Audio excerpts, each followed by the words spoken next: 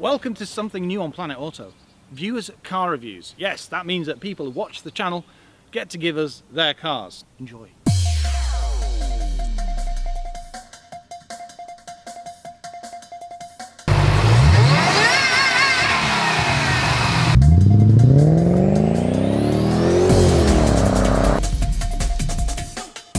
Every once in a while I will see a car that really piques my interest. Now this I've seen at Chemical Guys and I've heard it as well, and Alex actually taken me out in it now. Could you tell us a little bit about this special Jaguar? It's been my car that I've owned for the last 4 years, and I bought it off a friend of mine who had actually spent prior to that about 3 years creating in his mind what was the ultimate Jaguar XJ. Now that's amazing. So basically what he did to it was he took a standard X350 Super V8, 2003, and he updated it to the X358 body kit with all the bumpers here, and he also fitted all the portfolio side vents to it as well, and decided that he didn't really like the silver colour because he felt that it wasn't quite what he had in mind for his ultimate XJ. Well, that makes sense. If you're going to make your perfect car, you want every aspect to be perfect, don't you?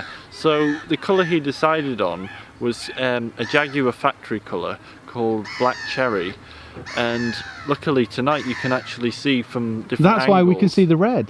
Exactly. So it's normally you'd just think it was just a plain black, but when the sun hits it on certain lights you can actually see the dark red flakes in the paintwork, and this was a Jaguar paint and they used it on the portfolio limited edition Super V8. You really know your history and knowledge about Jags, don't you? Well, I've spent this is my second one, right? Because before that I had a X350 XJ6, and I learned a lot about all the different options and history and all the rest of it, and did quite a lot of bits and pieces to that to upgrade it and different things. My friend had decided he'd sort of gone as far as he wanted to go with it. I see where this is going. And he offered it for me to buy, and of course I said yes. Yes, you snapped his hand off. I would buy it from you and continue the project, because it became quite clear to me that we had quite similar tastes in cars and design and all the rest of it. So I was very happy to take on this car, and I can see why. I knew it's a project car rather than just a car you could just get in and drive and not do anything with. Whereas this I knew it had been very well looked after mechanically, but it wasn't quite finished. So the area that I decided to focus on mostly was the interior. When the car came from the factory back in 2003, it had the black leather, and it was just a standard Super V8 interior. It had the TV screens, but it didn't really have much else in it. And because you've done quite a few changes to this, haven't you, from standard? Yeah. So it's had, off the top of my head, fitted the 4-seater option, so that replaces the middle seat with a big armrest and control panel for your rear seat passengers. I've also, one of the things that I really wanted in this car was to have the picnic tables, which I think are a must to have on a car like this. That makes sense. If you're going to offer the luxury experience, you want the blinds. So you want that centre bit. So it's got a nice big slab of walnut on it, and it's just a bit of extra something really to add to the interior.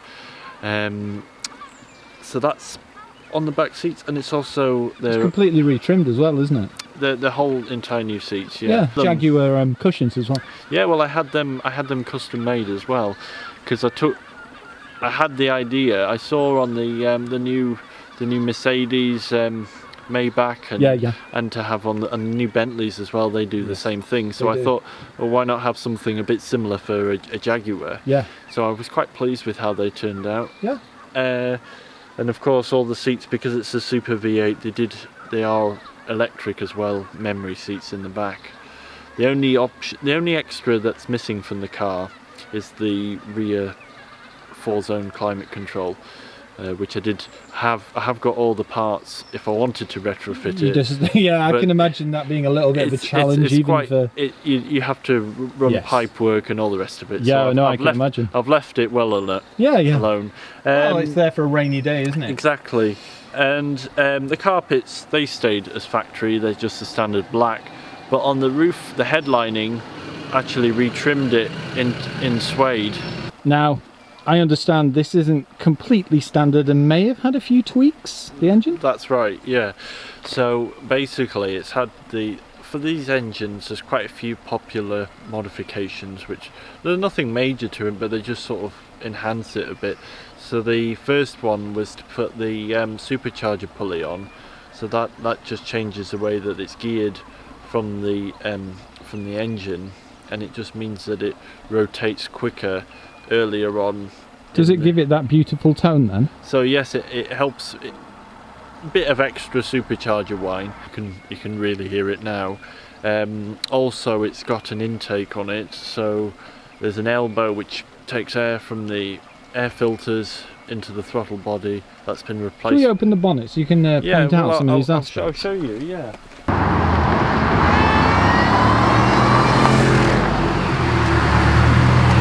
You can quite clearly see here. I was going to say, first thing I have to say is it's a work of art. Thank you. I mean, look at the engine bay. So, it's my word. Yeah.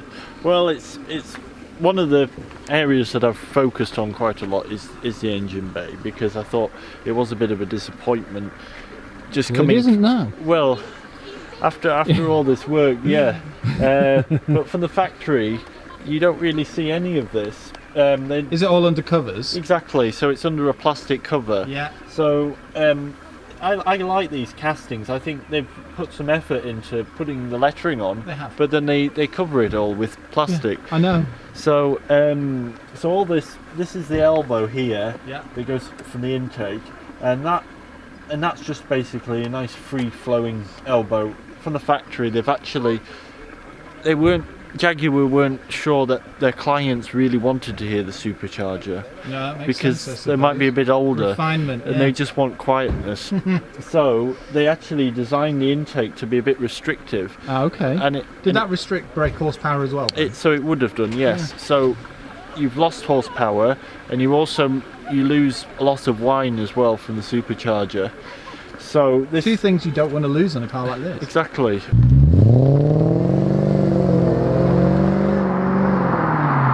So I don't see why you wouldn't want it. No, me neither. So we may be slightly biased though. Exactly. So a friend of mine, that's his sort of hobbies. He manufactures these tubes as a bit of an extra, and then so it goes from here. It's just got a standard K&N drop-in filter into the standard airbox. I didn't want to mess with it. What, panel filter? Yes. Oh, okay, interesting. So it just goes straight in, just so you're making sure you've got a nice cold air feed. Yeah. No hot air going into the engine, because one of the problems with the supercharged car is that they're very susceptible to heat soak. Yeah.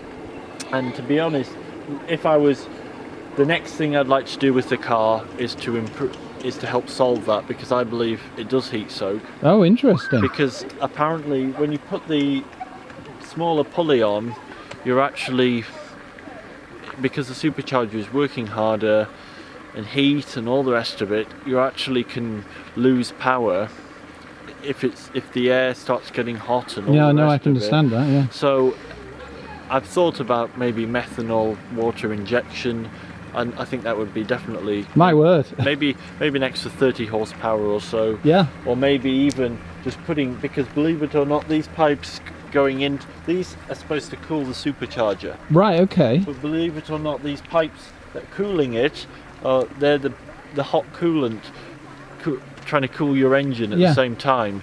So it doesn't seem like a clever idea to be mixing those together. No. So I'm thinking maybe have them on a separate circuit. Yeah. And then it's got to help really.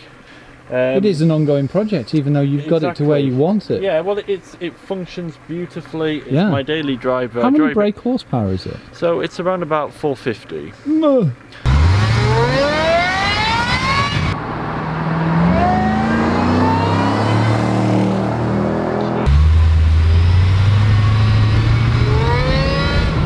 I took it to Visu Tuning down in Stratford-upon-Avon. Yeah. And they built the they claim it's the fastest F-type Predator, and so I got them to do their stuff on it. Oh well, they know what they're doing. My word. So they've remapped it. You're very happy with the results. I'm very happy with it. Believe it or not, it's not an actual huge gain on paper. No. It's only around about 15 horsepower from a remap, but it's changed the way that the whole car drives. Characteristics. And because Jaguar deliberately cut back the power and the torque quite low down, just to stop people shredding their tyres and stuff like that.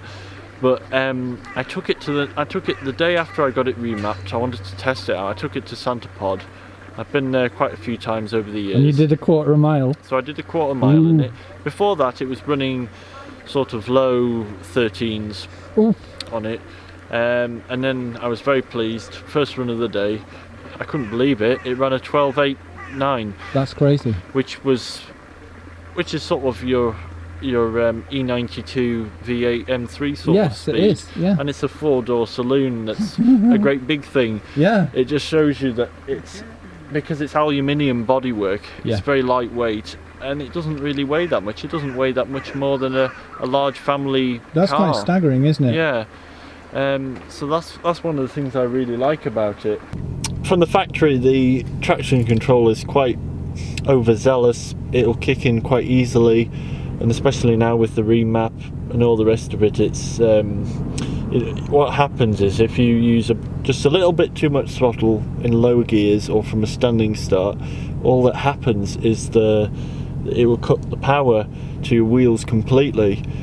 So you're not really going anywhere. You're not moving at all. It's not great at junctions, is it? No, but I mean, to be honest, you don't really need to use much of the power at all. You'll still pull away quicker than most people. But if you want it, so say when I take it to Santa Pod, I run it with the traction control completely off. How's that feel? It's quite easy, really. Never thought I'd hear that and 450 horsepower together. Well, it's just finding a nice balance. You find out pretty quickly if you've got it wrong. No. Because you just end up sitting still and with smoke pouring out the back. Oh, it's that. Whoa. And the problem is that Jaguar owned and Aston Martin were owned by Ford at the time. Yeah. And Aston Martin got the limited slip diffs. Yeah. Jaguar didn't. So it's got an open differential, so that what happens is you end up smoking just one tyre. Oh dear. So it's 450 horsepower and 600 through one wheel. Newton meters of torque all through one wheel. Oh dear. It's a lot to put through. No. This car's got lots of little toys, hasn't it, considering it's 2003? Yeah, well, this was the best car that Jaguar, the flagship, exactly. Yeah. Back then. So things like for the Super V8 they put adaptive cruise control as standard. So right now we're sat at 50 because the car in front's doing 50, but it's actually, I've set the cruise control at 60 miles an hour. I can adjust how far I want it and following distance, all the rest of it. I've also got voice control on here, which even does things like the climate control. So if I tell it, so I want climate control set 20 degrees. Climate control temperature 20 degrees. And it'll do it for you. I didn't even know this technology was around then. Yeah, well, it was quite rare, but and things like heated steering wheel and all the rest of it. It's got pretty much most things that you want. I mean, it's not lacking. It's quite an antique now, but it has sat nav and it did have TV, which sadly no longer works. And I've put Bluetooth on it as well, and all the rest of it. So it does pretty much what I want it to now. But yeah, so it's not too bad for its age in that sense. No, it's a very livable daily car driver. Exactly. Well, that's... It leaves me speechless completely. The performance, the tech it offers, the practicality of it, and the finish. Well, I can see why you love it. Well,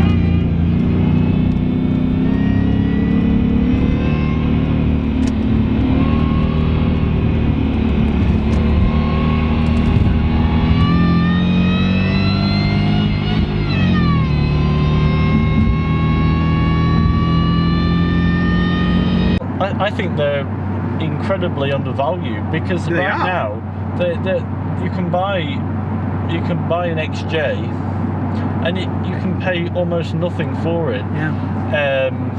They're really not that expensive, and generally with this era, apart from you get the main thing with them is the suspension, which I've just gone through on this, which the bushings are very, very soft on them, so that is expensive. The other issue is that the air suspension, you can get compressors that wear out, that sort of thing. But the actual mechanics of it, it's a ZF 6-speed automatic. It's pretty reliable. They don't really go bad. And the engines in these, unless you get the diesel one, the petrol ones, they're bulletproof, provided they've been well looked after. There's nothing really to go wrong with them. And if I'm honest, the supercharged one isn't that much. The running costs are no different, really, in my opinion. Perfect reason to buy a supercharged version. Yeah. I don't... No, thank you for this experience of this, and we hope we'll have more experiences in this car, because it is absolutely fabulous. It's my pleasure. Thank you. And thank you for having me on the channel. You're welcome.